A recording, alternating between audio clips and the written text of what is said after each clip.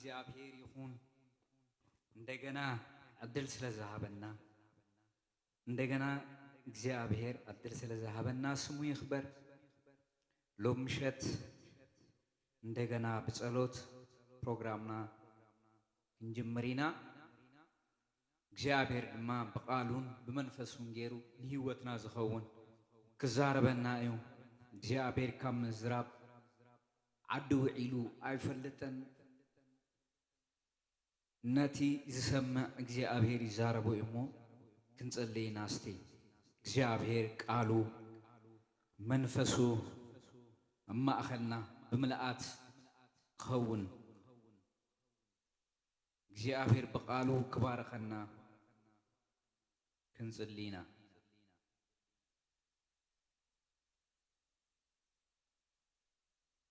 ሃሌሉያ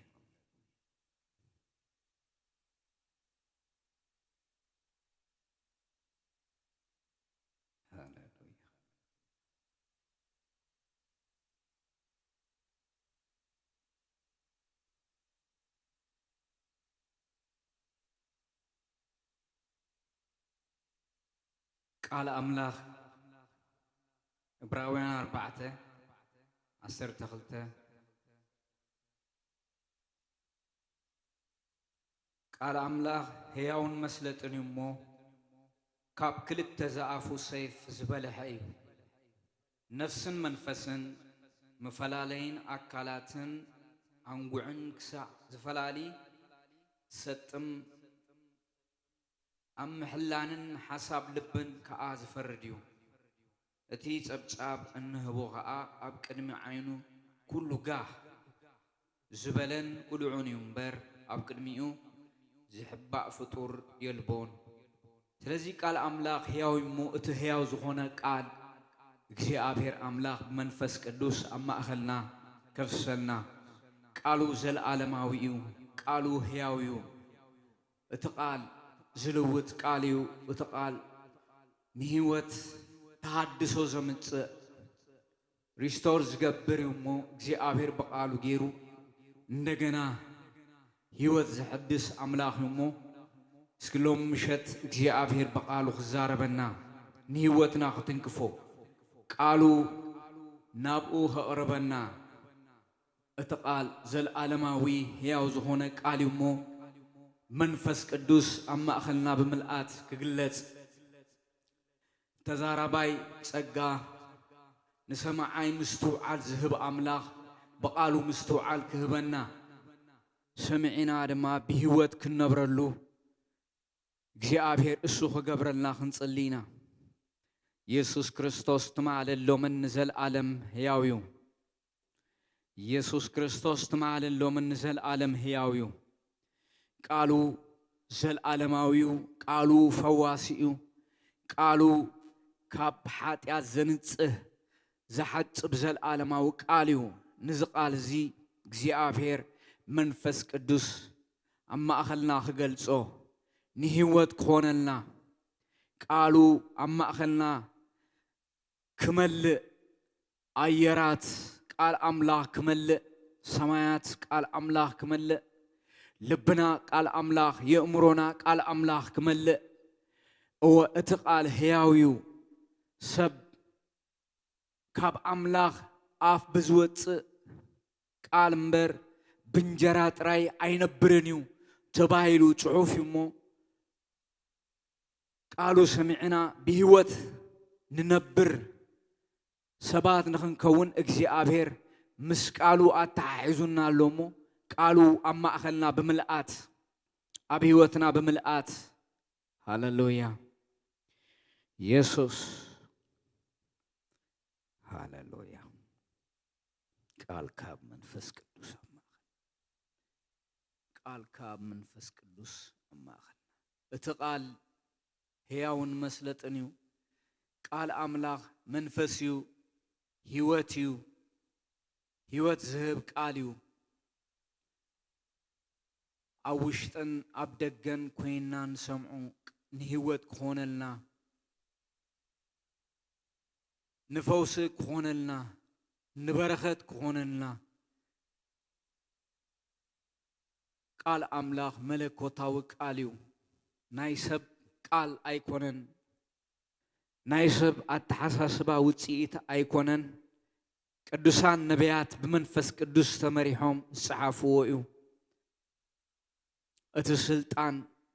ቃል አምላኽ ናይ አምላኽ እሞ እቲ ቃሉ ኣብ ማእኸልና ብምልኣት ክፈስስ ቃሉ ክግለጽ ቃሉ ብመንፈስ ቅዱስ ኣብ ማእኸልና ክግለጽ ቃሉ ንህይወትና ክግለጸልና ክበርሃልና እቲ ሕያው ቃል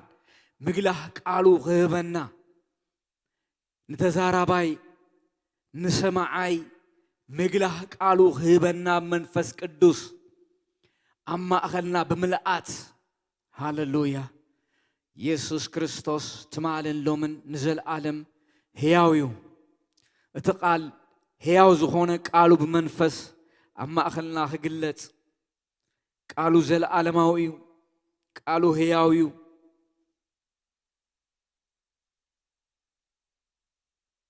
ሃሌሉያ ቃሉ ሕያው እዩ ሕያውን መስለጥን እዩ ንኤርምያስ ከምዚ ኢልዎ ቃለይ ዶ ከም ሓውን ከምቲ ንኸውሒ ሓሸምሸም ዘብል መዶሻ ኣይኮነን ይብል እግዚአብሔር ኢሉ እቲ ቃል ሕያው እዩ እሞ እቲ ዘስልጥ ቃል እቲ ህይወት ዝህብ ቃል ኣብ ማእኸልና ብመንፈስ ቅዱስ ምልኣት ክግለጽ ሃሌሉያ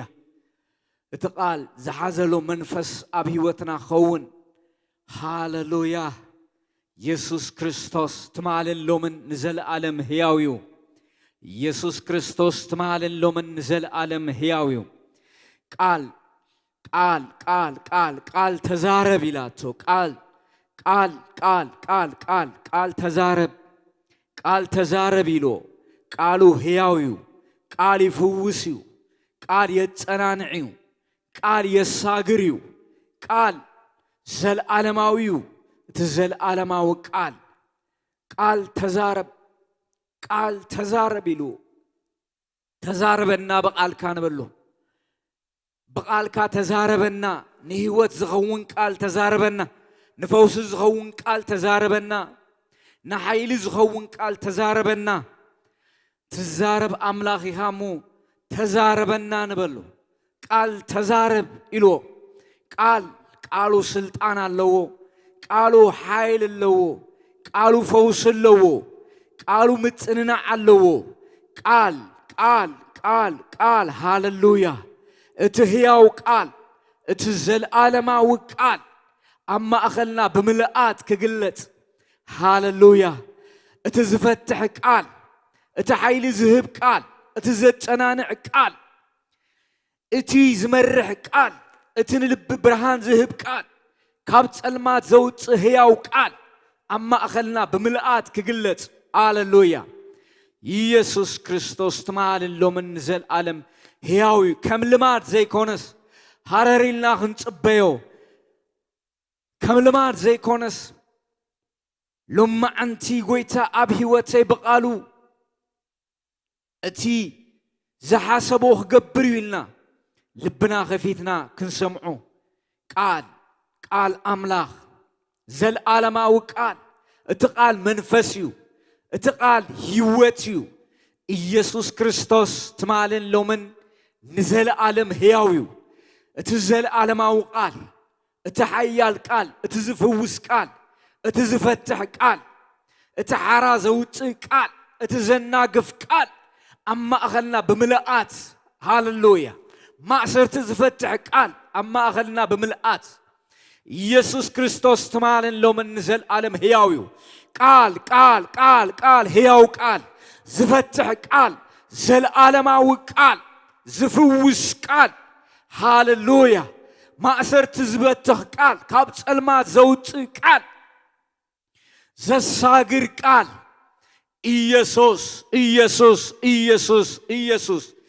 ኢየሱስ ክርስቶስ ትማልን ሎምን ንዘለዓለም ሕያው እዩ እቲ ዝፈትሕ ቃል ኣብ ማእኸልና ብምልኣት ኢየሱስ ክርስቶስ ትማልን ሎምን ንዘለዓለም ሕያው እዩ ኢየሱስ ክርስቶስ ትማልን ሎምን ንዘለዓለም ሕያው እዩ ሕያው ዝኾነ ሕያው ዝኾነ ጎይታ ዘለዓለማዊ ዝኾነ ጎይታ ፈዋሲ ዝኾነ ጎይታ ማእሰርቲ ዝፈትሕ ጎይታ ዘሳግር ጎይታ ኃይል ዝህብ ጎይታ እቲ ቃሉ በቃሉ ዝፍውስ ጎይታ በቃሉ ዘጠናንዕ ጎይታ ኢየሱስ ኢየሱስ በቃሉ ካብ ጸልማት ዘውፅእ ጎይታ ቃል ተዛረብ ቃል ሃሌሉያ ቃል ኢየሱስ ክርስቶስ ኢየሱስ ክርስቶስ ኢየሱስ ክርስቶስ ኢየሱስ ክርስቶስ ቃልካ መንፈስ ቅዱስ ኃይሊ ብምልአት ይገለጽ ናይ ቃልካ ክብሪ ይገለጽ ናይ ቃልካ ኃይሊ ይገለጽ ኢየሱስ ኢየሱስ ኢየሱስ ኢየሱስ ኢየሱስ ኢየሱስ በመንፈስ ቅዱስ ኃይሊ ብምልአት ኃይሊ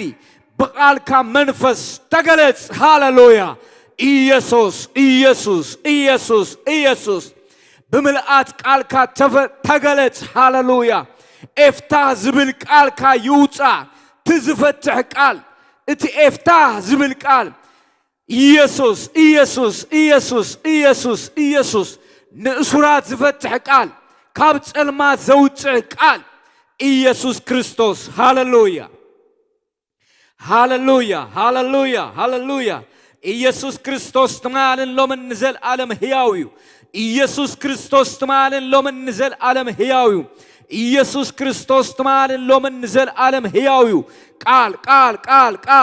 ተዛረብ ቃልካ ይውፃ መለኮታዊ ቃልካ እቲ ኃያል ቃልካ ኢየሱስ ኢየሱስ ኢየሱስ ኢየሱስ ኢየሱስ ሃሌሉያ ቃልካ ሕያውን መስለጥን ኢየሱስ ክርስቶስ ፍቃድካ ዝገልጽ ቃል ሓሳብካ ዝገልጽ ቃል ናብ ፍቃድካ ምልአት ዘብጽሕ ቃል ኢየሱስ ክርስቶስ ሃሌሉያ ናይ ቃልካ ምግላ ናይ ቃልካ ብርሃን ይብራ ኢየሱስ ክርስቶስ ኣብ ጸልማት ዝመርሕ ብብርሃን ዝመርሕ ቃልካ ብምልአት ይገለጽ ሃሌሉያ መለኮታዊ ቃልካ ኃያል ቃልካ ግርማ ዝመልኦ ቃልካ ፈውስ ዝመልኦ ቃልካ ኢየሱስ ክርስቶስ ምሕረት ዝመልኦ ቃልካ ጸጋ ዝመልኦ ቃልካ ኢየሱስ ክርስቶስ ራስካ ፕላጂዳና ማንታዳና ማሳሪያ ኢየሱስ ክርስቶስ ኢየሱስ ክርስቶስ ኢየሱስ ክርስቶስ ትማልን ሎምን ንዘለዓለም ሕያው እዩ ኢየሱስ ክርስቶስ ትማልን ሎምን ንዘለዓለም ሕያው እዩ ካብ ዘለዓለም ንዘለዓለም ሕያው ዝኾነ ቃልካ ካብ ዘለዓለም ንዘለዓለም ፈዋሲ ዝኾነ ቃልካ ካብ ዘለዓለም ንዘለዓለም ክብሪ ዝተመልአ ቃልካ ኣብ ማሕበርካ ብምልአት ይገለጽ ካብ ሰብ ጥበብ ንላዕሊ ብዝኾነ ኣብ ማሕበርካ ብኽብሪ ይገለጽ በኃይሊ ይገለጽ ብፈውስ ይገለጽ ሓራብ ምውፃእ ይገለጽ ንጸልማት ብምብራህ ይገለጽ ብምጭንናዕ ይገለጽ ሃሌሉያ ቃልካ መለኮታዊ እዩ ንዝተኣሰሩ ብምፍታሕ ይገለጽ ቃልካ ኢየሱስ ክርስቶስ ኢየሱስ ክርስቶስ ኢየሱስ ክርስቶስ ቃልካ ዘለዓለማዊ መለኮታዊ ቃልካ ኃያል ቃልካ ክብሪ ዝተመልአ ቃልካ ሞገስ ዝተመልአ ቃልካ ጸጋ ዝተመልአ ቃልካ ብምልአት ይገለጽ ሃሌሉያ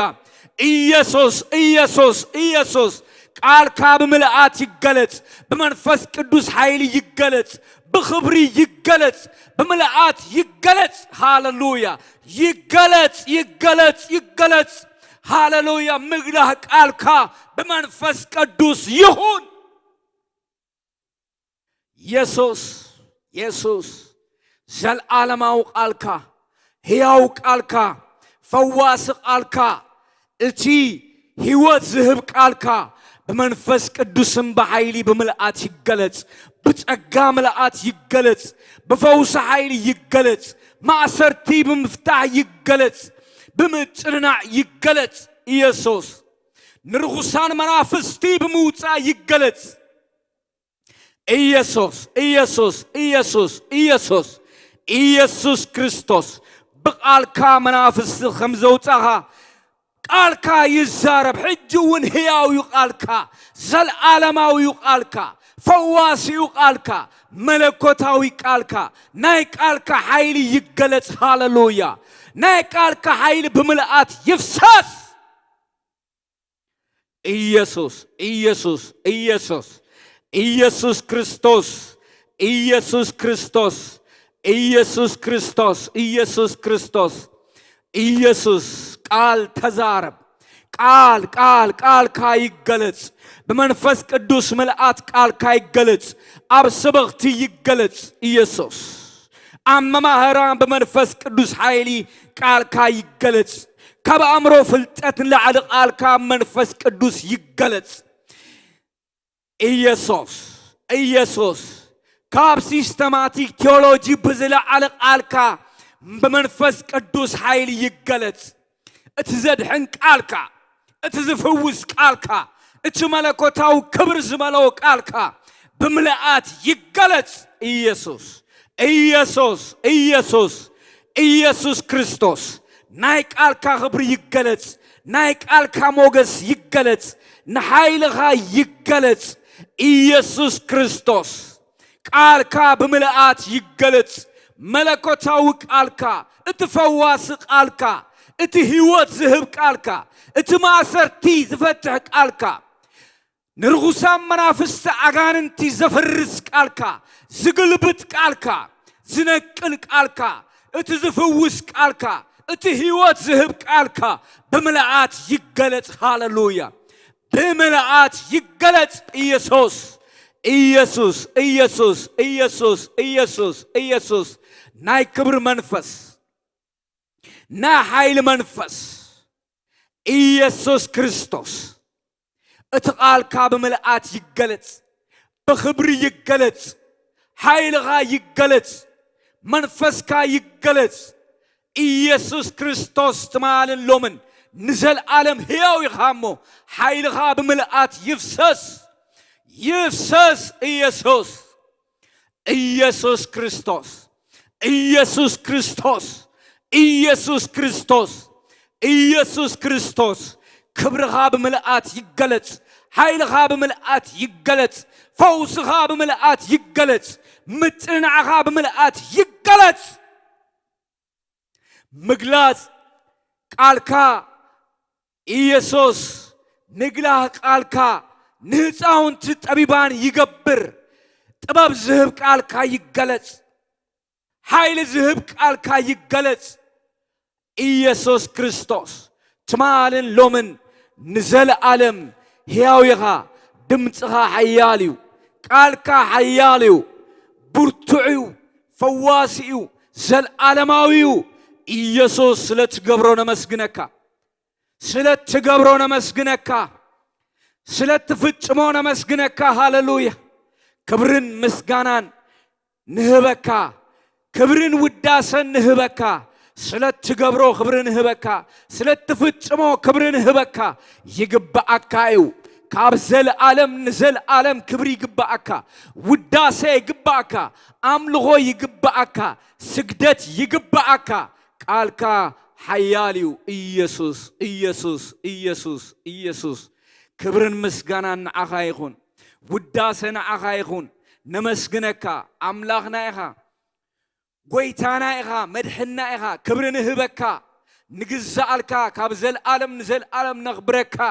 ካብ ዘለዓለም ንዘለዓለም ንጉስና ኢኻ እሞ ኢየሱስ ተመስገን ንብለካ ተመስገን ንብለካ ውዳሴ ንህበካ ክብሪ ንህበካ አምልኾን ስግደት ንህበካ ኢየሱስ ክርስቶስ ተመስገን ንብለካ በዛ ምሸት እዚኣ ነመስግነካ በዛ ምሸት እዚኣ ክብሪ ንህበካ ይግባአካ እዩ ሃሌሉያ እቲ ሓያል ድምጽኻ እቲ ሓያል ቃልካ እቲ ሓያል መንፈስካ ብምልአት ኣብ ማእኸልና ይመላለስ ኣብ ማሕበርካ ይመላለስ ክብርኻ ብምልአት ይገለጽ ኃይልኻ ብምልአት ይገለጽ እቲ ናትካ ዝኾነ ሰናይ ብምልአት ይገለጽ ኢየሱስ ኢየሱስ ክርስቶስ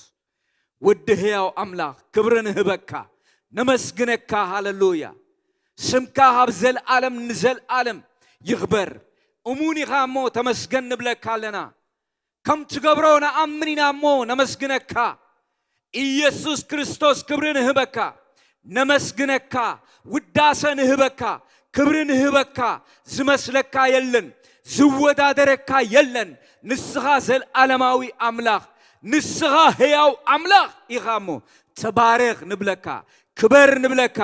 ተመስገን ንብለካ ሃሌሉያ አሜን አሜን አሜን አሜን አሜን ኢየሱስ ክርስቶስ ትማልን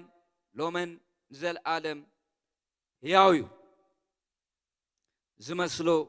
ዝወዳደሮ የለን ሕጆን ክነመስግኖ ኢና ክብርን ምስጋናን ውዳሰ ዝግብኦ ንሱ እዩ እቲ ሓያል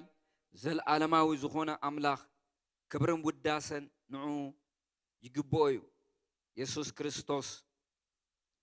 ዘለዓለም ሕያው እዩ ድምፂ እግዚአብሔር ሓያል እዩ ድምፂ እግዚአብሔር ይፈውስ እዩ ድምፂ እግዚአብሔር የጸናንዕ እዩ ድምፂ እግዚአብሔር ሓራ የውፅእ እዩ መዝሙረ ዳዊት ከምዚሉ ተዛሪብዎ ሎ ዳዊት ድምፂ እግዚአብሔር አቱም ውሉድ ብርቱዓት ንእግዚአብሔር ሃቡ ንእግዚአብሔር ክብርን ሓይልን ሃብዎ ንእግዚአብሔር እቲ ንስሙ ዝግባእ ክብሪ ሃብዎ ንእግዚአብሔር ብጌጽ ቅድስና ስገድሉ ድምፂ እግዚአብሔር ኣብ ልዕሊ ማያት እዩ አምላኽ ክብሪ የንጎድጉዳሎ እግዚአብሔር ኣብ ልዕሊ ብዙሕ ማያት እዩ ድምፂ እግዚአብሔር ብስልጣን ድምፂ እግዚአብሔር ብግርማ እዩ ድምፂ እግዚአብሔር ንጽሕድታት ሰብሮ እግዚአብሔር ንጽሕዲ ሊባኖስ ይሰባብሮ ንሊባኖስን ንስርዮንን ከም ብተይ ከም ጣዕዋ ጎባይ ይዕንድሮም ድምፂ እግዚአብሔር ንሃልሃልታ ሓዊ ይስንጥቆ ድምፂ እግዚአብሔር ንምድረ በዳ የንቀጥቅጦ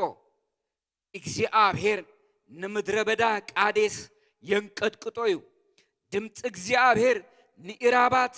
የውልደን ንዱር የርግፎ ኣብ መቅደሱ እውን ኩሉ ክብሪ ይብላሎ እግዚአብሔር ኣብ ልዕሊ ማይ አሒ ተቐመጠ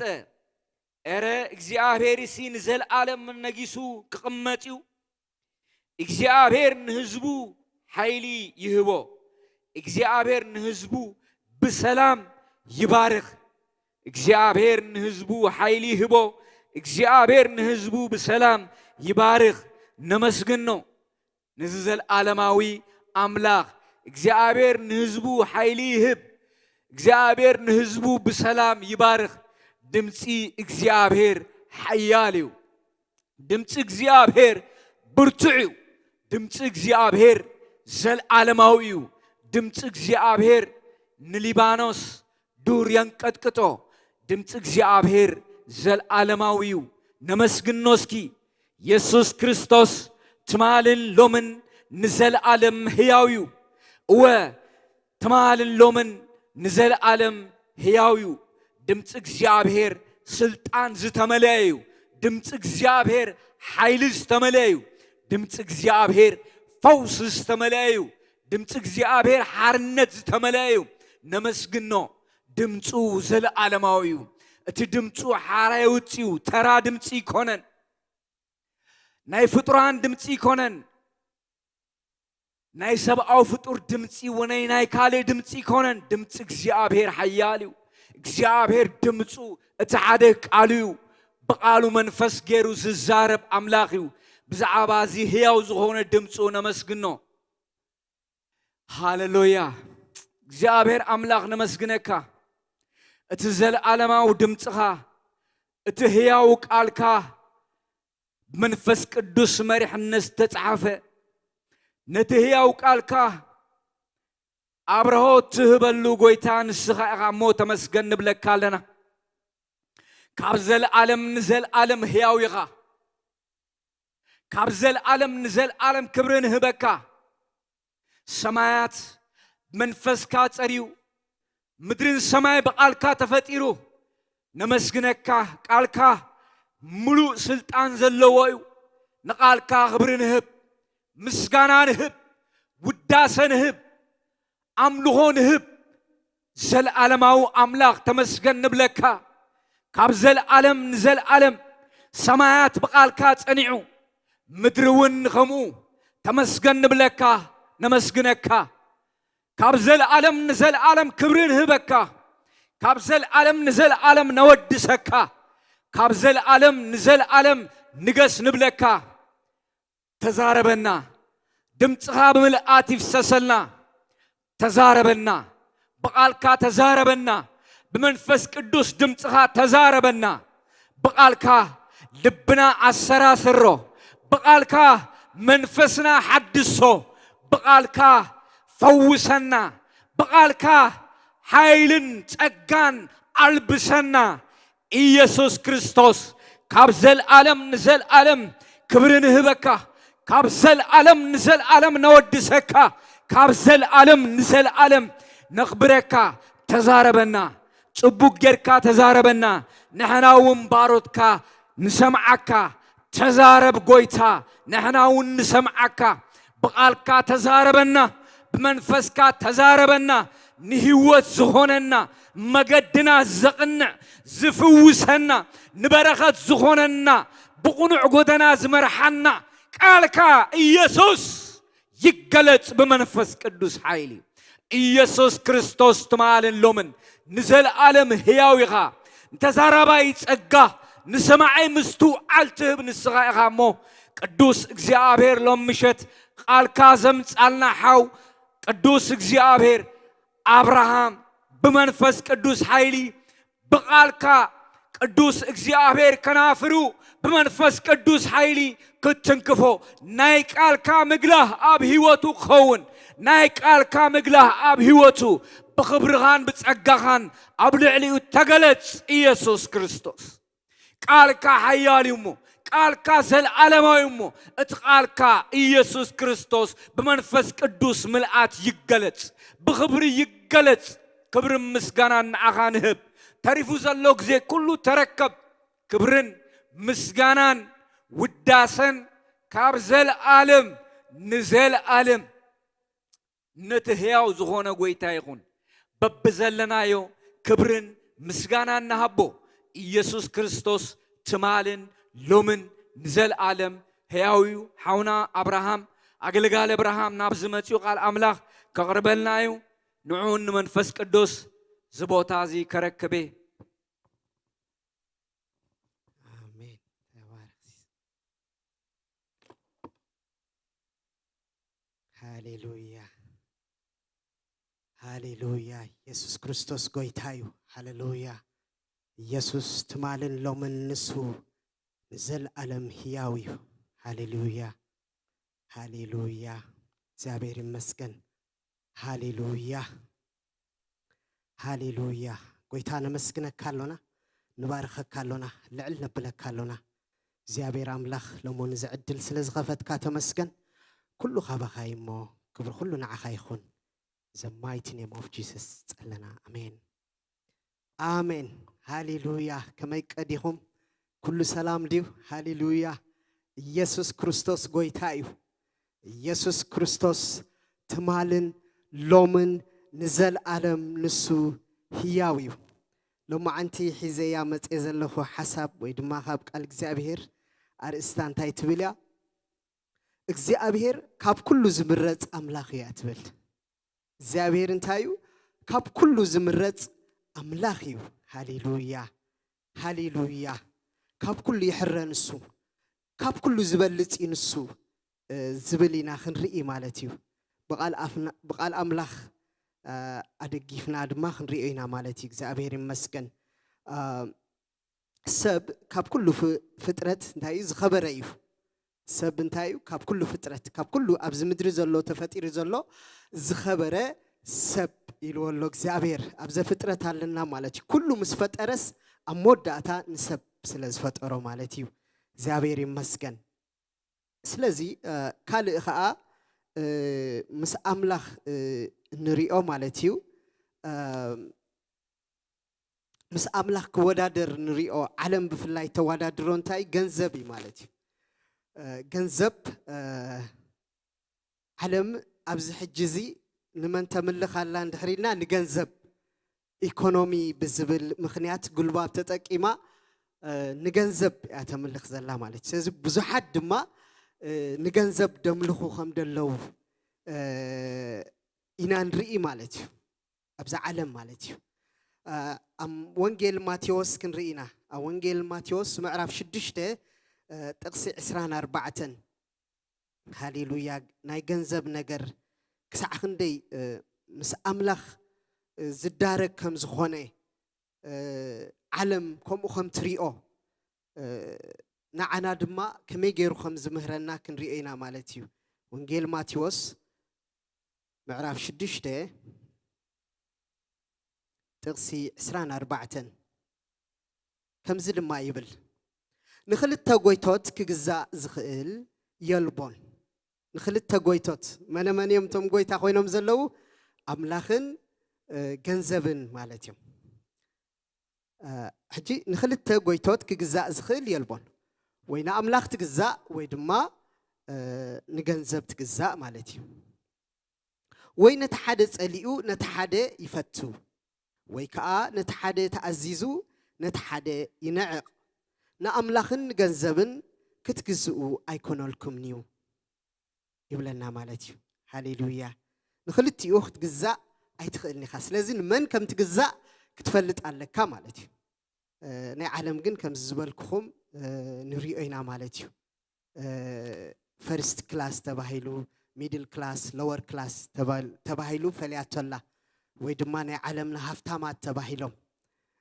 ኣብ ኢትዮጵያ ኸማ እንታይ ዝበሃል ባለ ሃብት እዮም ልብሎ ማለት እዩ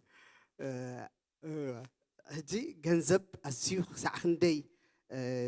ብገንዘብ ብዙሕ ናይ ጻልማት ስራሕ ከም ዝስራሕ ከዓ ንዕዘብ ኣለና ማለት እዩ ስለዚ ገንዘብ እንታይ ክኸው ምስ ኣምላኽ ደዋዳድርዎ ንገንዘብ ዘብልፅዎ ከም ዘለው እውን ንርኢ ንዕዘብ ማለት እዩ እግዚአብሔር ይመስገን ስለዚ እግዚአብሔር ካብ ኩሉ ከም ዝምረጽ ካብ ኩሉ ፍጡር ሰብ ከም ዝምረጽ ክንርኢና ካብ ገንዘብ ካብ ነገስታት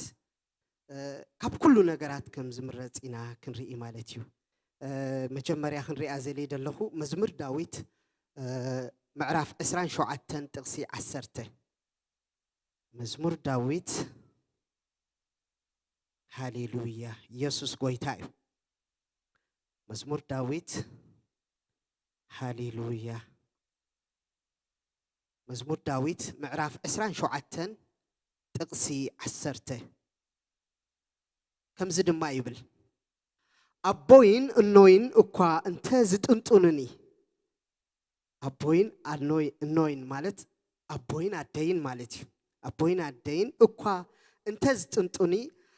ዝጥንጡንኒ እግዚአብሔር ሲ ይእርበኒ ይብለና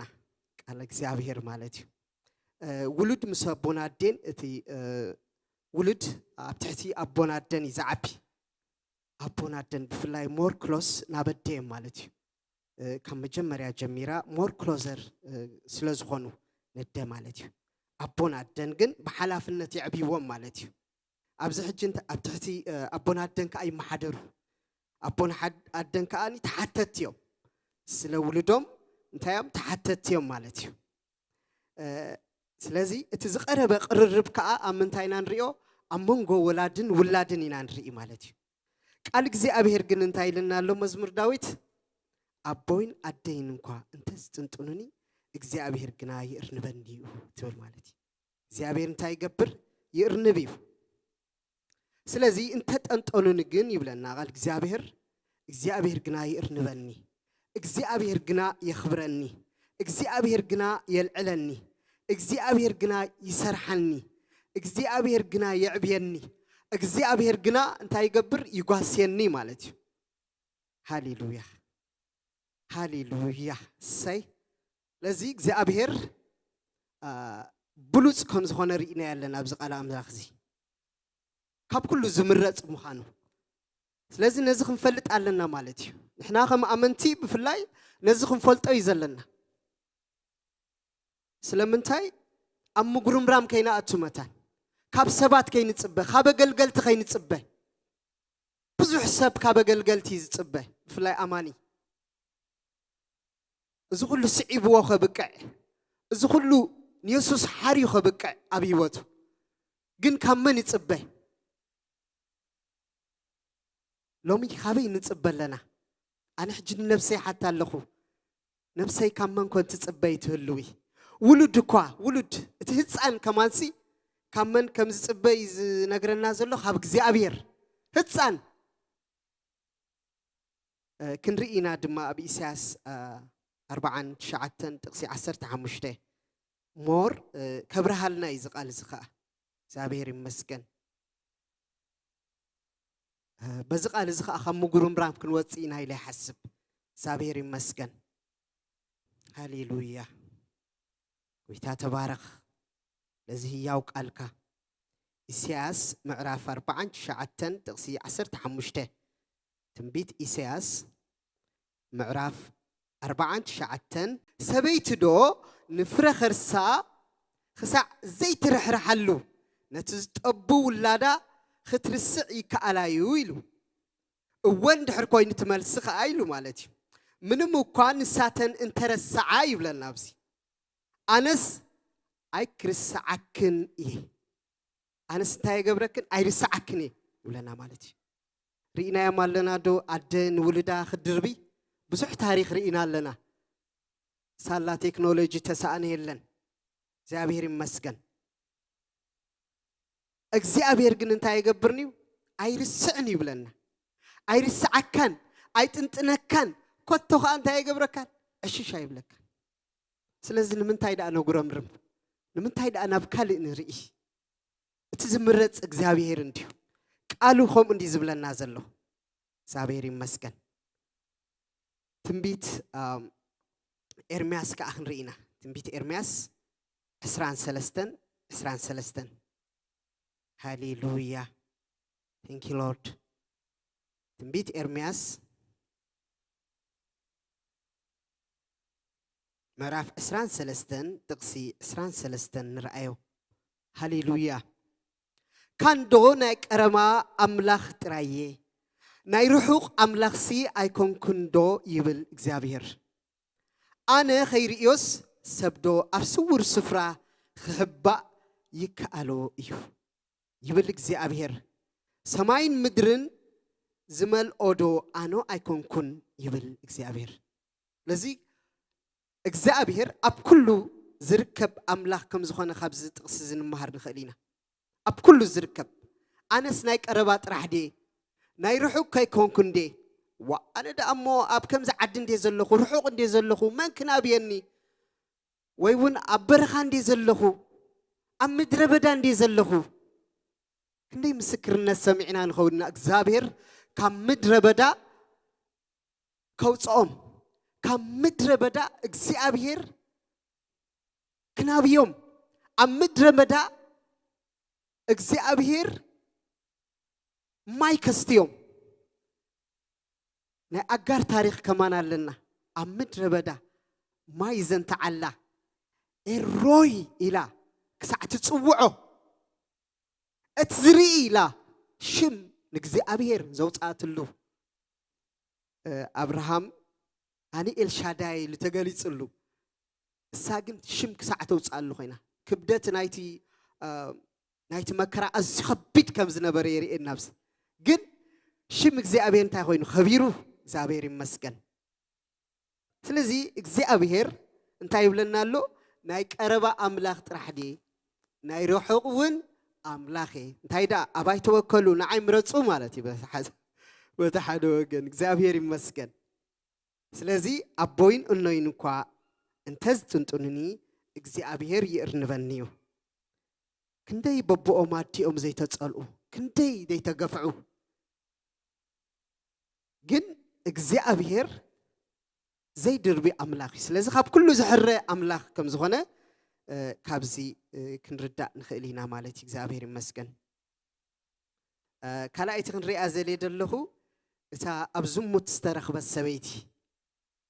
وانجيل يوحنس معرف شمون تخنن ببينا إكزابير مسكن الكل هنا نفلتهن كون خلينا جن من هالبات لو ما عندك إكزابير يزاربنا خل خلينا نستوعل له إكزابير مسكن أبزمت زترخب السبيتي እግዚአብሔር እንታይ ከም ዝበላ ኢየሱስ ክርስቶስ ከመይ ገይሩ ሃሌሉያ ከም ዝበጽሓ ክንርኢና ወንጌል ዮሐንስ ምዕራፍ 8 ካብ ጥቅስ 1 ክንርኢና እግዚአብሔር ይመስገን ከምዚ ድማ ይብል ተአርስቲ ዝብል ኣብዝሙት ዝተረኽበት ሰበይቲ ዝብለና ኣብ ጥቅስ 1 ከምዚ ዝብል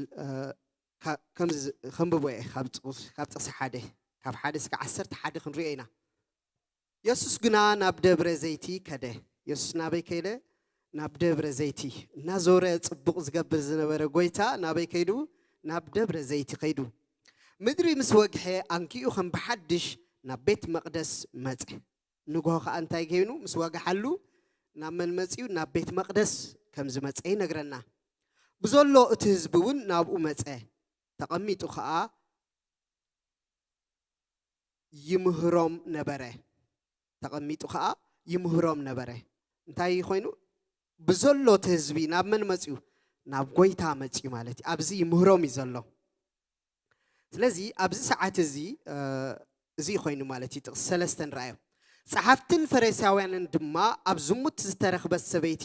ናብኡ ኣምጺኦም ኣብ ማእከል ደው ኣቢሎም መምህር እዛ ሰበይቲ እዚኣ ክትዝሙ ኸላ ተትሒዛ ኩሉ ህዝቢ መጽዩ ሰብዎ ሃሌሉያ ስለዚህ ኣብዚ ግን እንታዮም እቶም ሰበስልጣናት ማለት እዮም ኣብዚ ዘለው ጸሐፍትን ፈሪሳውያንን ንብለና ማለት እዩ ድማ ኣብ ዝሙት ዝተረኽበት ሰበይቲ ናብኡ ኣምጺኦም ኣብ ማእከል ደው ኣቢሎምሉ ኣብ ማእከሉ እንታይ ገይሮሞ ደው ኣቢሎማ ማለት እዩ ነዛ ሰበይቲ መምህር ኢሎሞ እዛ ሰበይቲ እዚኣ ክትዝሙ ኸላ ተትሒዛ ክትዝሙ ኸላ እንታይ ኮይና ተትሒዛ ረኺቦማ ማለት እዩ እግዚአብሔር ይመስገን ኣብ ጥቅስ 5 ከኣ ከምዚ ይብለና ከምዚኣ ዝበለት ከኣ ብዳብራ እምኒ ክትመውት ሙሴ ብሕጊ ኣዚዝና ኣሎ ንስኻኸ ብዛዕባኣ እንታይ ትብል በልዎ ክፍትንዎ እዮም መጽኦም ኢየሱስ ብዛዕባ እዚኣስ እንታይ ትብል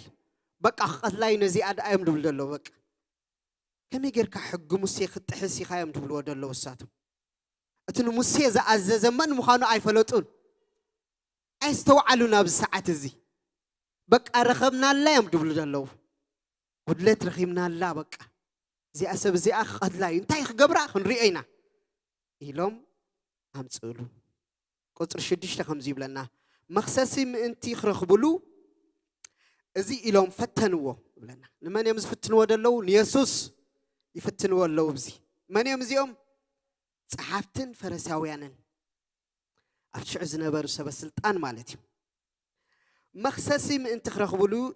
እዚ ኢሎም ፈተንዎ ኢየሱስ ከኣ ደኒኑ በጻብዑ ኣብ ምድሪ ይጽሓፈ ኢየሱስ እንታይ ገይሩ ኣብቲ ምድሪ ድንን ኢሉ ጽሓፈ ይብለና ማለት እዩ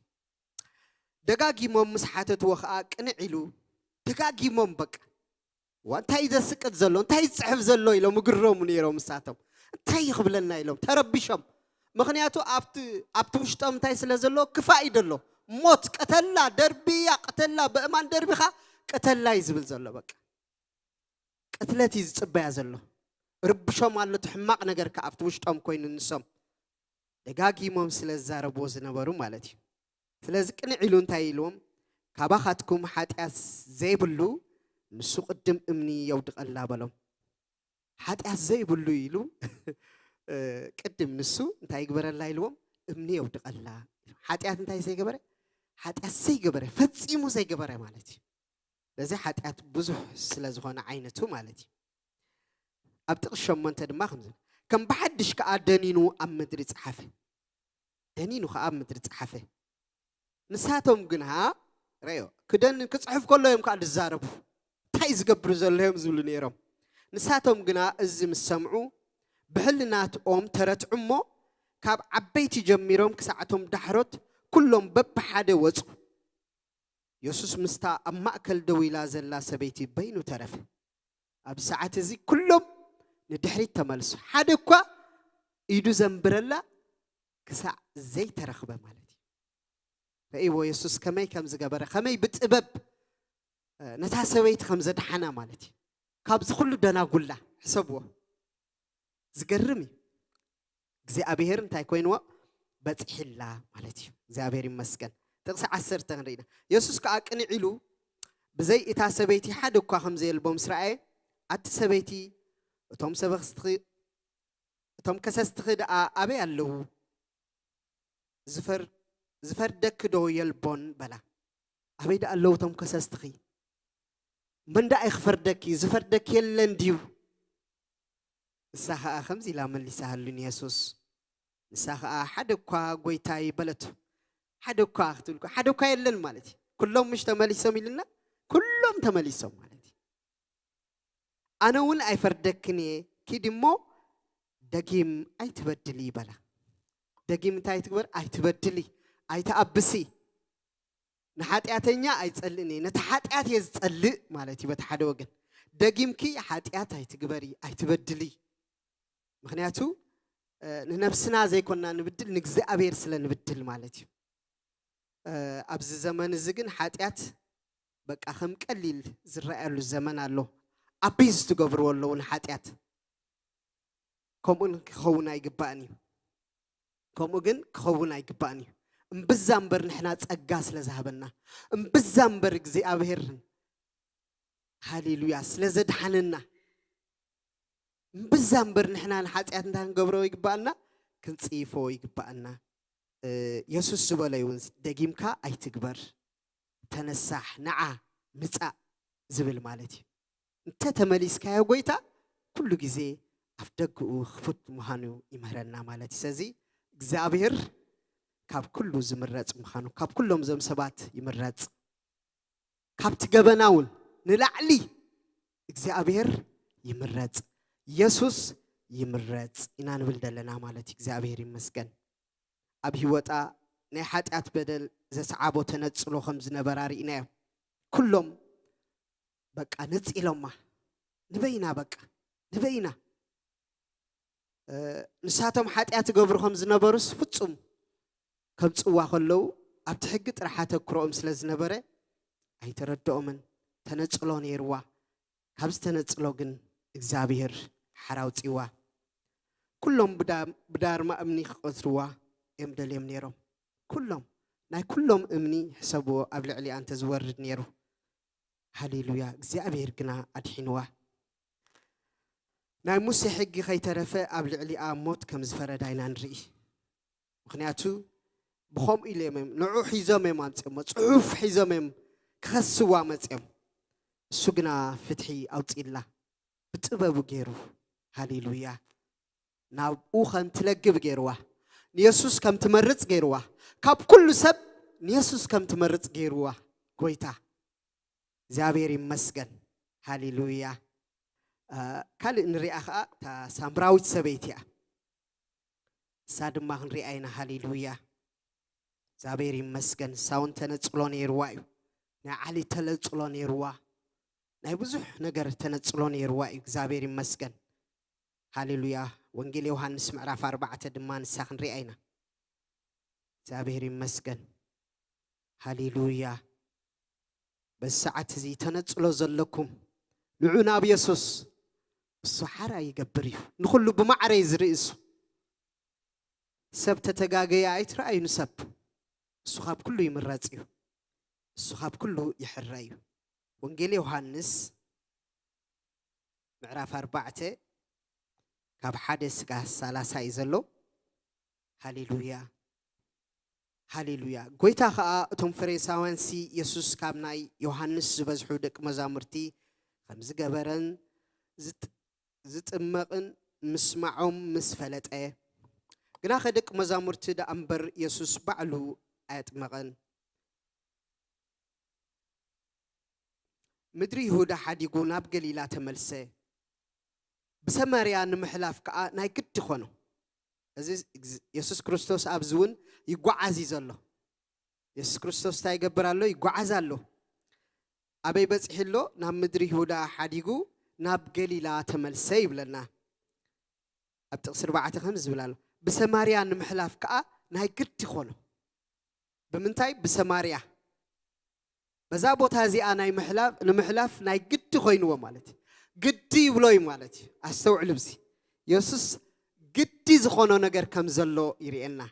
سب كنعق خليو سب شلل كبل خليو نايز قنا يخون سب بحرياوي مالتي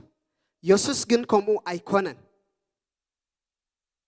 مخنياتو قدي كونو يبلنا حتى السبعة عليك زابير يقوم زلنا زلو أبتقى تياقوب نيسيف ودو زهابو مدري زلا سيكار نبت بحال كتما سماريا متأ أبوخا عيلا ياقوب اللو يسوس كأ بمخاد مجدي دخيمو أبتقى عيلا تقمت تجزئو سالسيتي ساعات أبيلو نبره ساعات تنتاينيرو سالسيتي ساعات أبيلو نبره تايميز نقرنا زلو كابسة ماريا خا سبيتي مايك تقدح متأت يسوس دما مايكوتا أستيني بلا بق أجد زخونو نزا سبيتي زي أن مركابي نيرو نزا سامراوي سبيتي نمركاب مالتي لذي بتقبب كمي جيرو ناو خمس حبا نيوسوس كم تمرز كمي جيرو خمس جبرا خابزن مهار مالتي دك ما زامرتو جنا زبلا كعدقو نابكة ما خيدوم نبرو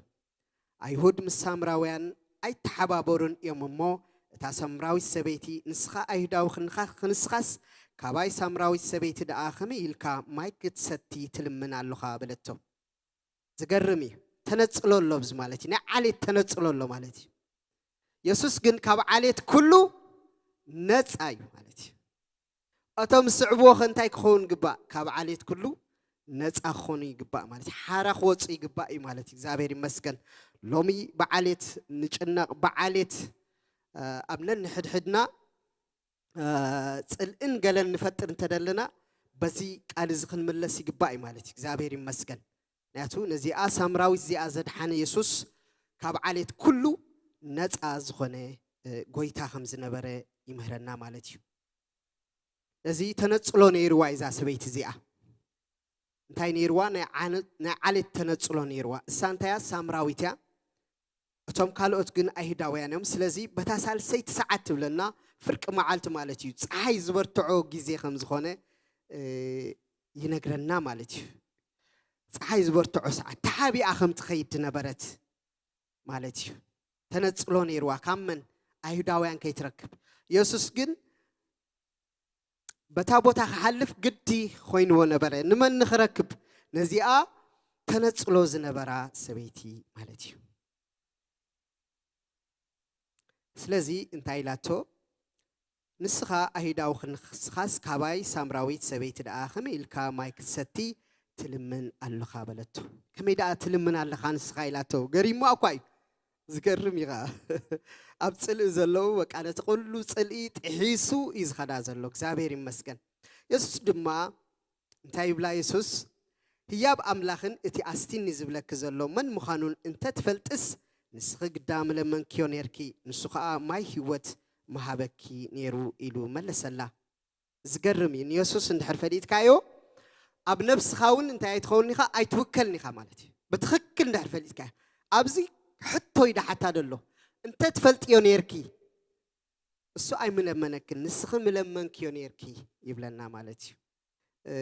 تعم زقرم حد السباخي نزيئة كبلا خلو رئيس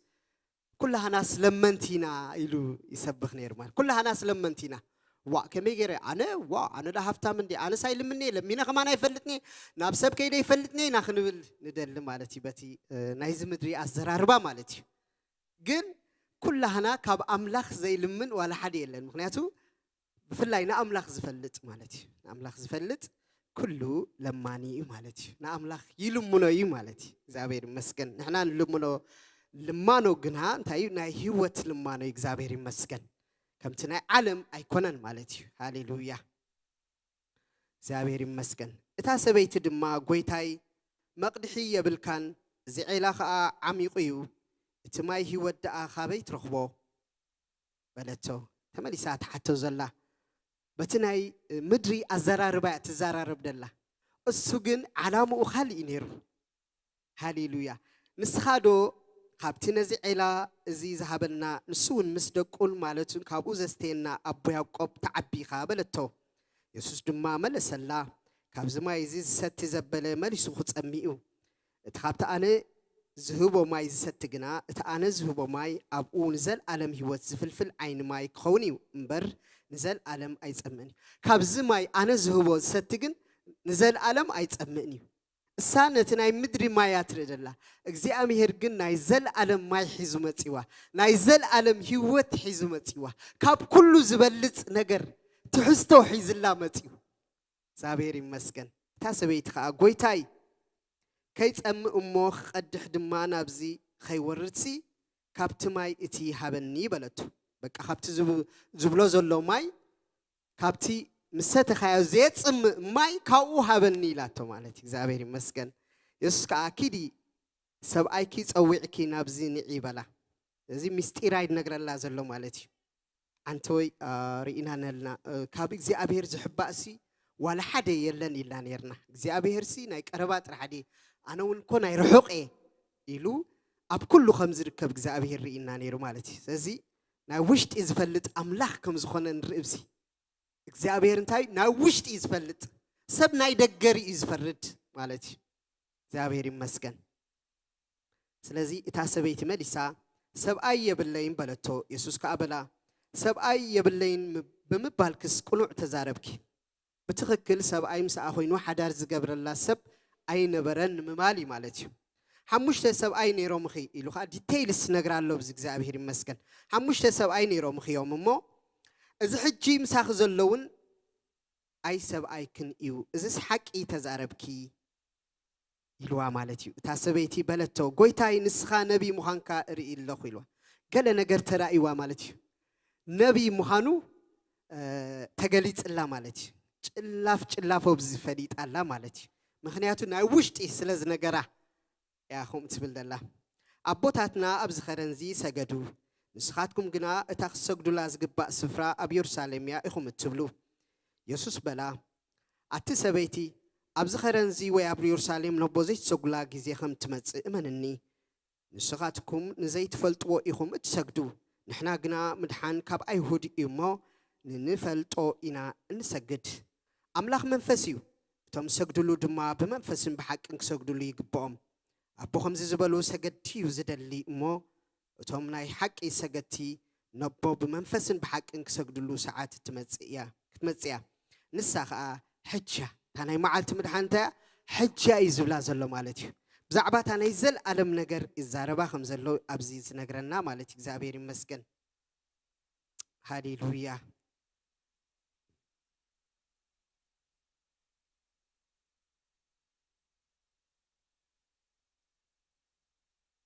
ሃሌሉያ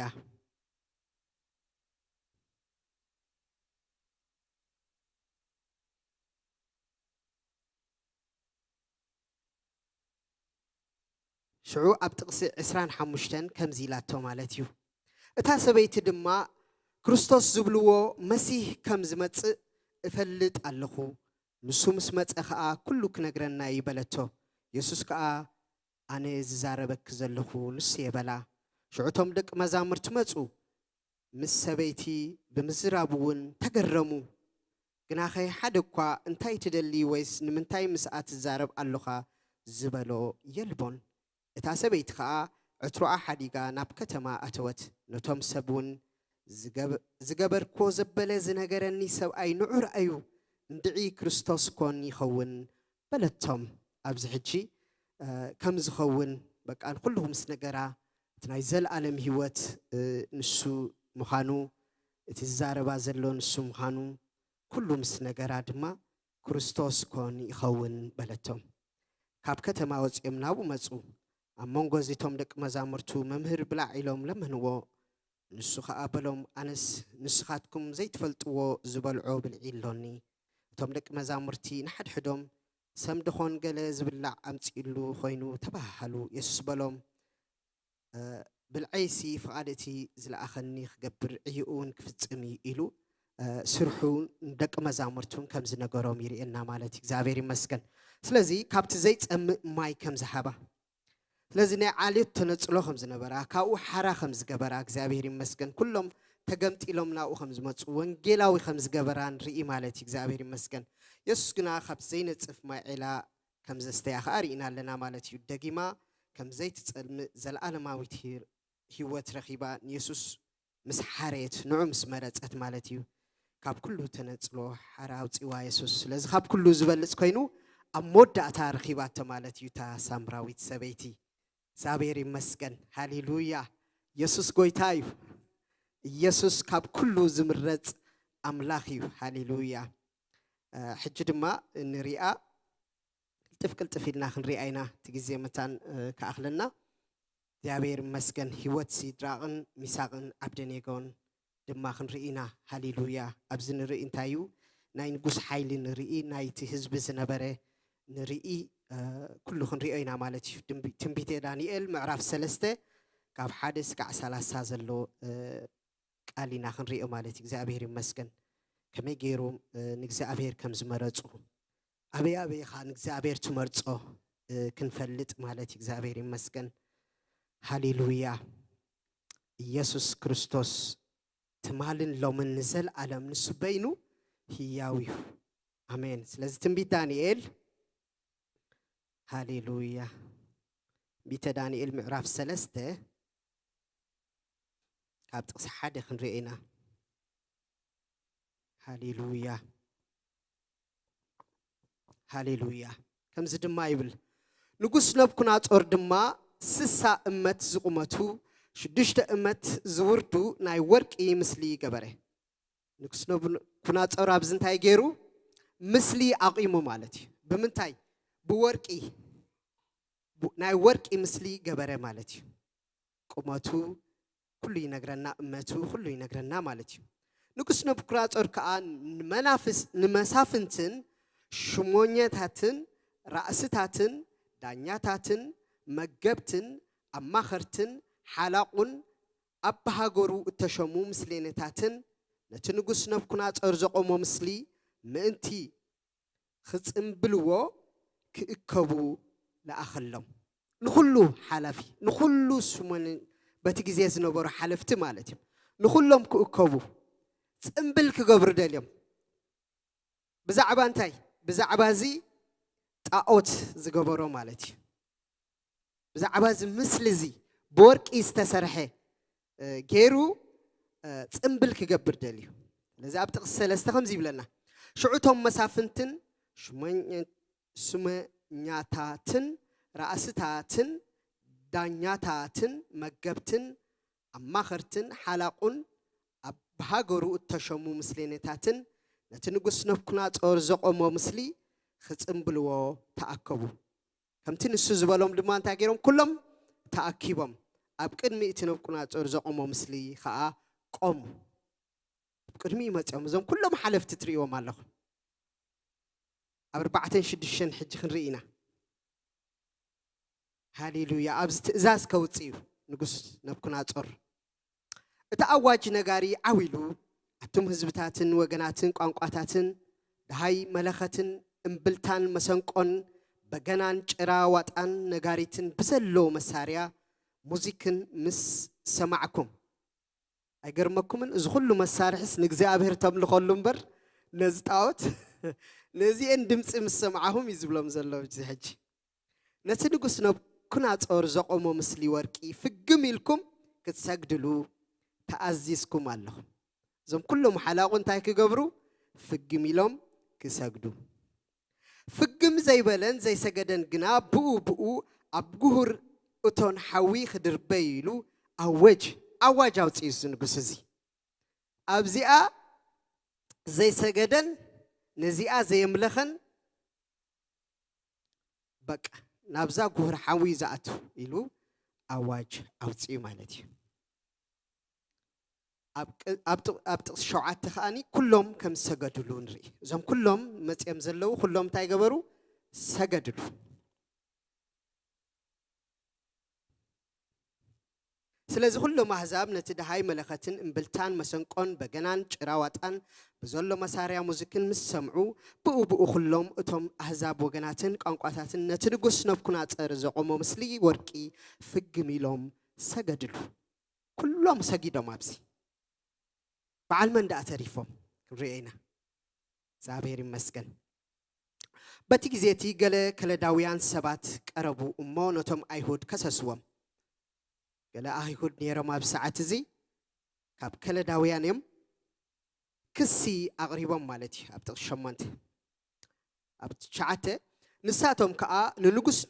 ነብኩናፀር መለስሉ በልዎውን ወንጉስ ንዘለዓለም ሕያውኩን ንዘለዓለም ሕያውኩን ኢሉ ዝብልዎ ዘለው ንጉስ ኣብ ዝምድርስ በቃ ሓላፍኩም ዝኾነ ኣይኮነን ኣብ ዘርእየና ዘለው እንታይ ኢሎም ፅዖ ዘለው ንዘለዓለም ሕያውኩን ብልዎለው ማለት እዩ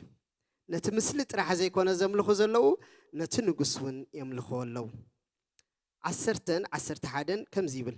ወንጉስ ንስኻ ነብስ ወከፍ ንድሃይ መለኸትን እምብልታን መሰንቆን በገናን ጭራዋጣን ነጋሪትን ብዘሎ መሳርያ ሙዚክን ክሰምዕ ከሎ ፍግም ኢሉ ነቲ ምስሊ ወርቂ ክሰግደሉ ነብስ ወከፍ ፍግም ዘይብልን ዘይሰግድን ድማ ኣብቲ ጉህር እቶም ሓዊ ክድርበ ኢልካ ኣዘዝካ እምበኣርሲ ወንጉስ ኣብ ልዕሊ ተግባር ኣውራጃ ባቢሎን ዝሸምካዮም ኣይሁድ ሰባት ዝተሾምዮም ኣበይ ኣብ ኣውራጃ ባቢሎን በዓል መንዮም ሲድራቅን ሚሳቅን ዓብድኔግሮን ኣለው እዚኦም እዮም ዝኸስዎም ዘለው ኣይሁዳውያን እዮም ሃሌሉያ እቶም ኣው ዝነበሩ እዮም በቃ ዝኸስዎም ዘለው ሃሌሉያ ከምዚ ድማ ይብልዎም ማለት ንሳቶም ግድኻ የብሎምን ንሳቶም እንታይ ግድኻ የብሎምን ግዲ ንግስነት የብሎምን ሓደ ክሲ ካልኣይ ንኣማልኽትኻ ኣየምልኹን ክልተ ክሲ ነቲ ዘቐምካዮም ምስሊ ወርቂ እውን ኣይሰግድሉን እዮም በልዎ ስለዚ ብዙሓት ኣማልኽቲ እውን ከም ዝነበርዎ የርእየና ንኣማልኽትኻ ኣየምልኹን ነቲ ምስሊ ከዓ እንታይ ገብርሉ ኣይሰግዱን ኢሎም እዚ ክሲ እዚ ኣብ ሚሳቅን ሃሌሉያ ኣብ ሲድራቅን ሚሳቅን ዓብደኔጎን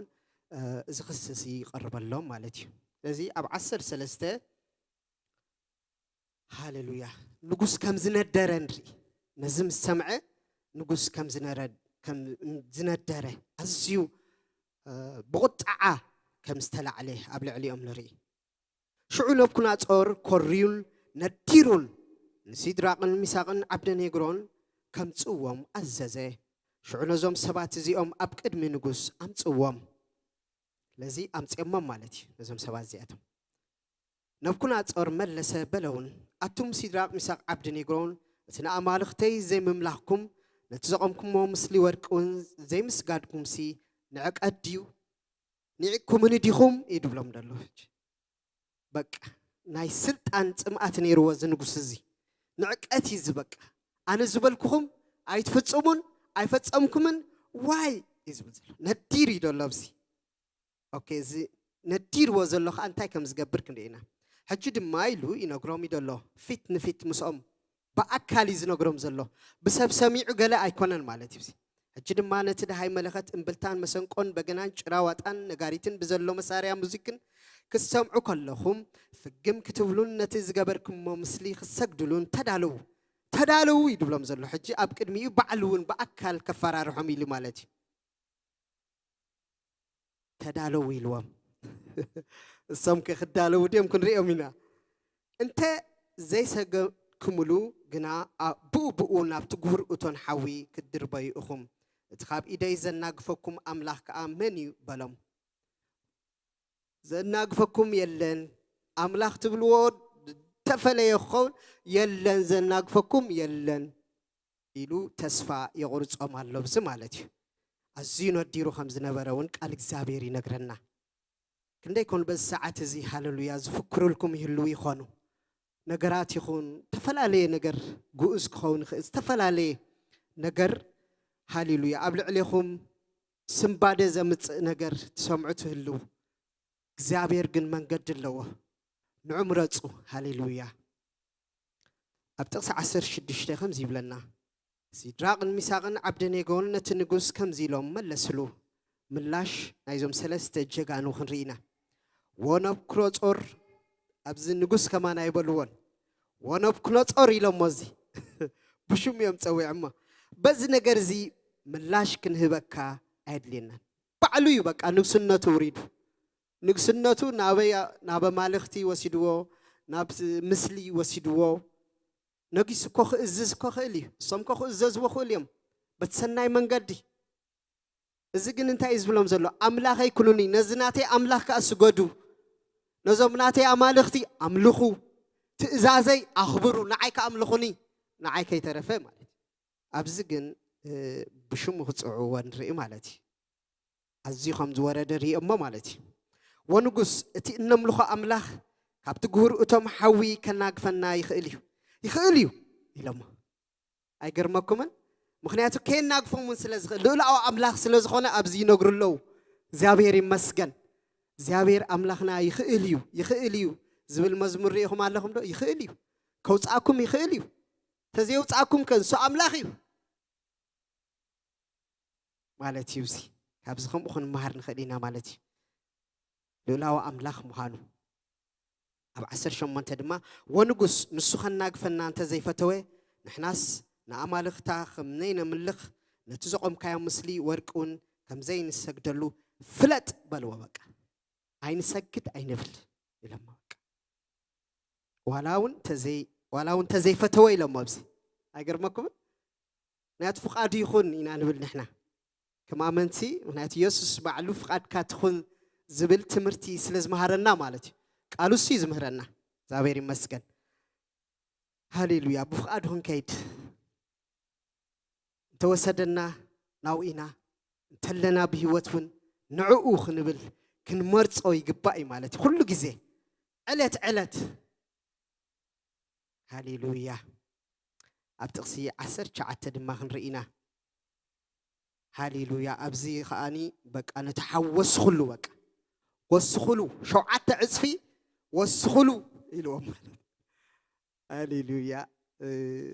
وسخلو بك تايكو قبل خفرحو بوا إذا حوزي إلهم بك أخابز دا أمو إلهم بزح جزء تي زيت أنا عب كريستوس خوانا نجار كوسخ كله ناترفي زغيد عب كريستوس زيت أنا ناتممي تهوت كما زي جن جاكان يوم بتعم يقرموني أنا مالتي شو عد عزفي وسيخهم له مالتي أبتقص عسراها كسروا أسيرهم حيالا السبات كم تم حيالا الزبهالو السبات كم زأزللو نريه أبتقص عسرة أبتقص عسر شعته شو عت جزء مبزخ ند التحوي تعال هالتا تقطن تي حوي تي تخبدته حيلو شو عت جزء وسخلي لهم أبتقص عسران حدن نابتقول حوي تدربيو مالتي تربية مم أبتقص عسران كلتن انتين رئي أزيو سلز حارقة اتهال تاون أبتقوتن أزيو سلز رسنة كاب حرق أنو حريقو سلز نقرب أو زي بك أخنو سخولين عيلم اتهم زازوان نبرو اتهم سقدو مالتي ساتهم أزي حريقو سلز رأيو كم تاز ولا ميم جيرو مالتي بس خاملو نتهم لؤخات جن أزي حيال سلز نبره نتهم لؤخات تحاوين تاي جبرو بلعم بلنا قتلهم بلنا سما وشتاتي مالو مش سلازي تحوي نتهم تأززتي نتنقص زز وزنبرو زملخ وزنبرو نتأوتو زملخ وزنبرو نخلهم بلعوا مالتي هاليلويا يسوس قويتاي أبتقسي 24 تما تنقص كم سنبده بتي ريزالت بتوصيت زي حسبوس لزغونه سنبيدو أبتقسي 25 كرئينا بتعمي زجرة من النجر يسوس مسؤوم كم زنبره نرئي مالتي أبتقسي 25 بتعمي زجرم قال نايك زابير قال وشتو أتينا عند حرينا بزح نجر كن مهارن خلينا نسخة إنه تي نقص يبزي إنه أنا 4 فتحات سبات قالكوا خي تقولوا أما أكل حوي خملالسو رئي اللخو تريتو أتي رابعي دما ود أملاخ يمثل يسوع سايبلن بر ود أملاخ يمثل إلون ملسة مالتي رابعي يوم أوشت خمس نبره نسم بينهم كم زي نبره أوشت تحوي يسوع قويتايو كم زد حنم كم استقرم نرئي مالتي أبتقسي إسرائيل شدشتن هاليلويا سلستي يوم كابت حوي خمس واتو ينقرنا إسرائيل شدشتن نمبا دهرزي نبكنا تصور ناب آفت جهور أتون حوي قرب مو سيدراق مساق عبدنيغو أتوم باروت لعت إجزابير لعل أملاخ وتو نابزنعو إلو تزاربه شعو سيدراغن مساقن عبدنيغون كابت حوي وتو مهنياتهم من ما يكونن كن رأينا بعسران شوعتن تعمي زقرم هاليلويا أبزي هاليلويا وتم مسافنتين شموتينياتاتن رأستاتن أما خرتين قسن تأكيبهم نتم سبات اتحوي أبسقاهم قلي حيلي خمزين برون رأيو اتحوي منم حيلي نبرن أفتم كالواتكن نخلهم قتلوهم مالتي سأقروا اسم آيتك آرين منم نجار آيته تنكفن even سأقروا اسم مالتي زقرم نجار كداون توم آيته لوتن أرج أنا حوي إقا أحلفون أنا حوي أنا فلت هي خنبرينا لنا بصح جزء أبتقى حوي ما نقرب كأوت إنا خاني نرأيه مالتي سبات كشت توخلون رأي مالتي إذا شتازي أبو ما ينبرني بلنا تكرم سراح جزابير نبكنا توركا بتقص عسران شمنتن كم زأمن اللهم نري نبكنا توركا تناتهم باروتو ملأخو سديدو زناقفهم أملاخ جزابير ملأخو لإخو كم زوجهم أمينو مالتي سيراغن مساغن عبدنيغون يبارخ واو نتي أملاخهم تاجروا أمسكينو أبسي مالتي نريو نسون كم زأمنه زي حيلة أملاخ نزينا እግዚአብሔር ካብ ኩሉ ይምረጽ እንብል ማለት ናብ ህይወት ይዘምጽ እትናይ አምላኽ ነገር እትናይ አምላኽ መገዲ ናብ ህይወት ይዘምጽ ናብ ዕንወት ኣይኮነን ስለዚ ኩሉ ግዜ ንሕናውን ከም አመንት እንታይ ክንከውን ይግባአና ንየሱስ ክብር ድዩ ክንብል ኣለና what is the result እቲ ውጽኢት ሲ ካብ ዝገብሮ ዘለኹስ እንታይ እዩ ክንብል ኣለና ማለት ሰናይ ነገር ተኮይኑ ናይ እግዚአብሔር ማለት نخفو نجار تهين دما نيك سأبير كم زي كونه قال أملاخ وني نجرناي مالت تخفو كله كاب تخفو خمس خونه قال سأبير ينجرناي هاليلويا يسوع كوي تاي هاليلويا أبتغس عسران شعتن تي أواج كم استجمت ألنري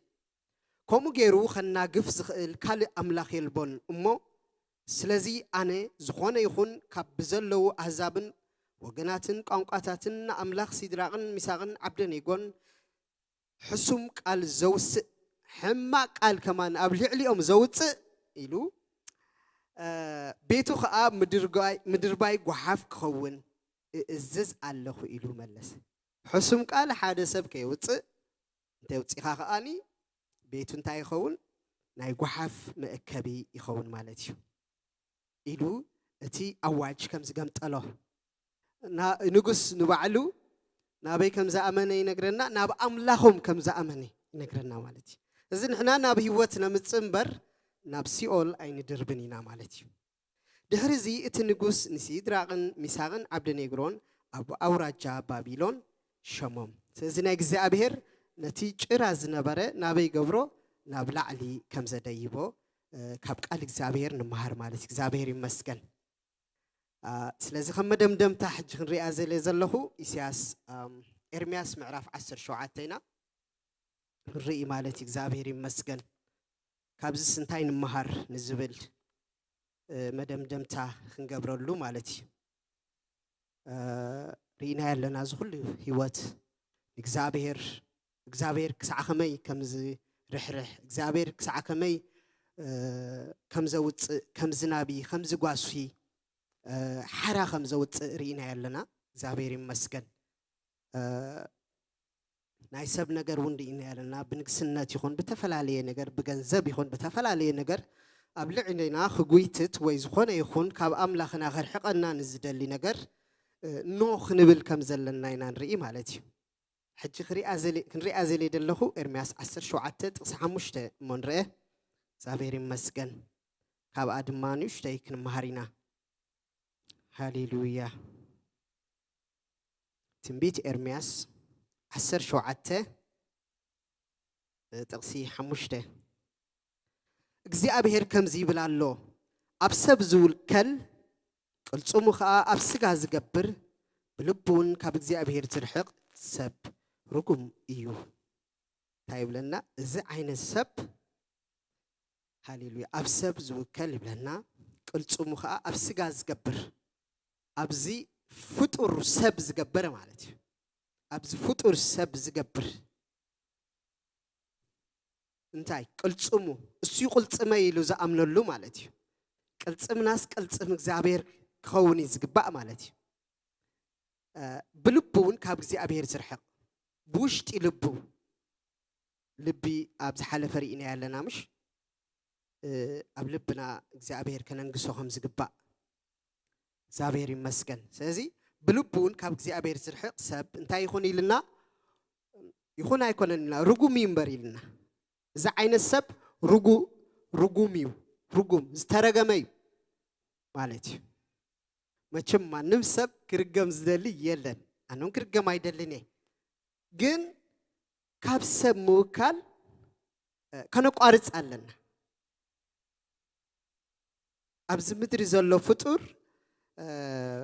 ብፍላይ ካብ ኣምላኽ ዘርሕቕ ነገር ማለት እዩ ስገደለይ ነዝናተይ ትእዛዝ ኣኽብር ነዝናተይ ዝብል ማለት እዩ ካብ ቃል ኣምላኽ ወፃኢ ዝኾነ ማለት እዩ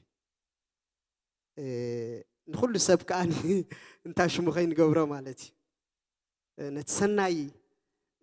ኩሉ ግዜ ነቲ ሰናይ ክንስዕቦ ከም ዘለና ነቲ ክፉእ ድማ እንታይ ክንገብሮ ከም ዘለና ኣብ ውሽጥና እግዚአብሔር እንታይ ኣቕሚጥሎ ጽቡቕን ክፉእን ከመይ ጌርና ከም ንመሚ ብቃል እግዚአብሔር ክንመምዮ ከም ዘለና እውን ስለ ዝነግረና ማለት እዩ ስለዚ ብልቡ ካብ እግዚአብሔር ዝርሕቕ ብለና ማለት እዩ እዚ ሰብ እዚ ርጉም ይብለና ማለት ስለዚ ሎማዓንቲ ኣብ ሰብ ከይንውከል ኣሕዋተይ ንዓይ እዚኣ መጀመርያ በቃ ዝጠቐመትኒ ኣብ ሂወተይ እዚኣ ጥቕሲ እያ በቃ እዛ ቃል እግዚአብሔር እዚኣ ኣነ ኣብ ሰብ ኣይውከልኒ ኢለ በቃ ድሕሪ ሕጂ ኣብ ማንም ሰብ ኣይውከልኒ ኢለ ማለት እዩ እግዚአብሔር ይመስገን ሃሌሉያ ሃሌሉያ ስለዚ እንተ ዳ ኣብ ሰብ ንውከል ኮይንና እንታይ እዩ ሰላምና ይዝርበሽ ሰላምና ይርበሽ ውሽጥና ይርበሽ ኣይንፈርን ኣብ ሰብ እንድሕር ንውከል ኮይንና ክንወፅእ ኣይንኽእል ኢና ኩሉ ግዜ በይንና ዘለና ኮይኑ ይስማዓና ማለት እዩ እግዚአብሔር ምሳና ከም ዘሎስ ሸለል ንብሎ ማለት እዩ ዋላ እኳ ብቃል እንተፈለጥናዮ ኣብቲ ህይወትና ግን እንተዘይነርናዮ ኣብ መፈንጠራ ክነኣቱ ንኽእል ኢና መዋእልና ከኣኒ ዕድልና ኣብ ሰባት ክንገብሮ ንኽእል ኢና ማለት እዩ ብሰባት ንውስኖ ኖ ከምኡ ክኸውን ኣይግብኦን እዩ ማለት እዩ ልዕሊ ኩሉ ንእግዚአብሔር ክንሰርዕ ይግባአና ማለት እዩ ልዕሊ ገንዘብ ይኹን ልዕሊ ኩሉ ነገራት ኣብዚ ምድሪ ዘሎ ልዕሊ ኩሉ ንእግዚአብሔር ከነቐድሞ ይግባአና ክንመርፆ ይግባአና ማለት እዩ ኣብ ኤርምያስ 17 ጥቕሲ 7 ከዓ ክንሪኣ ኢና ኣብ እግዚአብሔር ዝውከል ትፅቢቱ ከዓ ኣብ እግዚአብሔር ዝከብር ሰብ በንፃሩ ማለት እዩ በንፃርቲ ክንሪኦ ፀናሕና ካብ እግዚአብሔር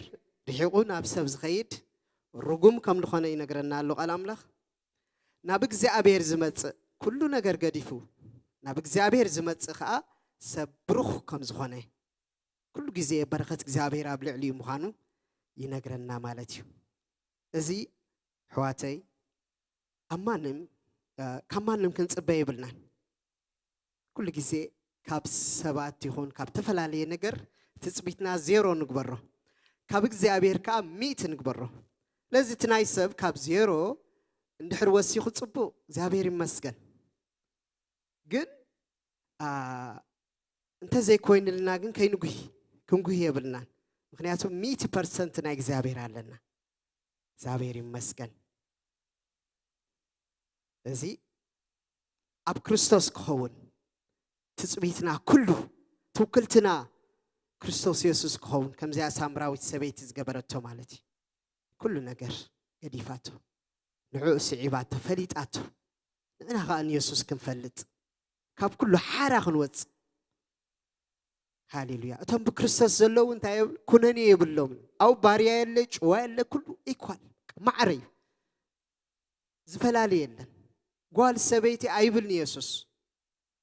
عابيني اشتي عيبلني كلنا باينا عايز بل نعونا باي زبلنا كويتا سيخ أزرح رحلنا رينا لنا أبدن أبولدن زلو كسع السخمان إجزابير كم زوات إجزابير كم زنابي رينا لنا كالي بفلا قالي أتصبي قفلت أزلو نجري زي أمانتي إجزابير يخقدم زلو بسخونة يخون نجر إجزابير كقدم له نزي أنت زي جروا بزح نجر كابسبات كموت أخلي لذي كعنك أفخلي مالتي لعلو كله إجزابير نحر جير وجن أقل قلته كله هيوته يتصبق له مالتي أني عخ أنا أملاخ كسع متأتو كقل قلو خلي كسع بهوت زلوا مالتي ويتا متى كسع عزوستو ويدما ويتا بعلو متى كسع عزوستنا نقول لحنا مالتي زابير مسكن أني عخ نبرت خوينو نجزابير قدامي قبر الله تكلتو جزابير خونا الله مخنياسو أقل قالي نسجا نسنا نزنا يكوننا أقل قلوت عصبها بزابيريو أخليل الله نكزي أبير مغربال سنايو زابير مسكن تعم دسيلني بقدامي زموت وأقل قلتي زقل قولنا مالتي باو زي أتمسي فول تايم ملو هيوتهم هيوم نكزي أبير يقل قلوي لمالتي تعدي لهم بك مغنياتو كابز نجر ولا حد نوسدوهم زي بلنا كابز مدري منم نجر نمالو ولا حد يلن يزبلنا زابير مسكن نومي توكلتنا أبك زابير كون هاليلويا إشتى كنصلينا زابير مسكن هاليلويا يسوع كريستوس قويتانا مسكنا كالونا نبارخك كالونا سلسلنا يزخون قالك زابير أبو هاليلويا لعلبل نجس زابير كاب كلنا عخان مرز قويتا زابير أبو لوم دماغ زابير كاب كل حرخ نوت قدرة أنك زابير تأجخان منفس كان كبز حالناك زابير هاليلويا